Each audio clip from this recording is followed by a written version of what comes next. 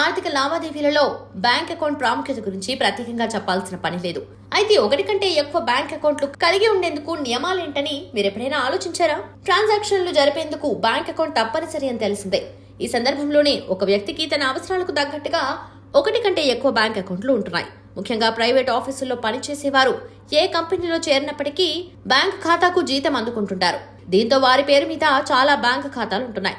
చాలా మందికి ఈ రోజుల్లో సుమారు 2కు పైగా బ్యాంక్ అకౌంట్లు ఉంటున్నాయి. కొందరికి ఇంతకంటే ఎక్కువ కూడా ఉంటున్నాయి. ఆర్బీఐ కూడా దీనిపై ఎలాంటి పరిమితి విధించలేదు. అందుకే ఎన్ని బ్యాంక్ అకౌంట్లనైనా తెరిచేందుకు వీలుంటుంది. మీరు మీ అకౌంట్ల నుంచి చెల్లుబాటయ్యే లావాదేవీల్ని కొనసాగిస్తే ఎలాంటి హాని ఉండదు.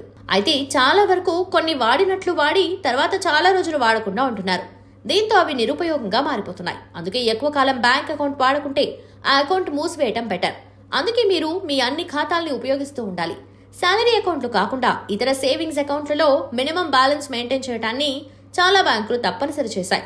దీంతో వాటిల్లో ఎప్పుడూ మినిమం బ్యాలెన్స్ ఉండాలి. అలా చేయడంలో విఫలమైనట్లయితే బ్యాంక్ ఆ అకౌంట్ నుంచి కొంత మొత్తం రుసుముగా తీసుకుంటుంది. డిడక్షన్ తర్వాత కూడా మినిమం బ్యాలెన్స్ మెయింటైన్ చేయనట్లయితే మీ బ్యాంక్ అకౌంట్ బ్యాలెన్స్ నెగటివ్ లోకి వెళ్లే ప్రమాదం ఉంటుంది.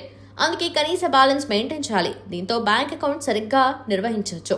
ఇంకా ఒకటి కంటే ఎక్కువ బ్యాంక్ అకౌంట్లు నిర్వహిస్తున్నప్పుడు మీరు కనీస నిల్వ, బ్యాంకు నుంచి సందేశ సేవా రుసుములు, డెబిట్ కార్డు రుసుము మొదలైన వాటిని ట్రాక్ చేయాల్సి వస్తుంది. అందుకే అవసరమైన అకౌంట్లను మాత్రమే ఉంచడం మంచిది. లేకపోతే రుసుముల రూపంలోనే ఉన్న బ్యాంక్ అకౌంట్లన్నింటిలో నుంచి డబ్బులు కట్ అవుతాయి.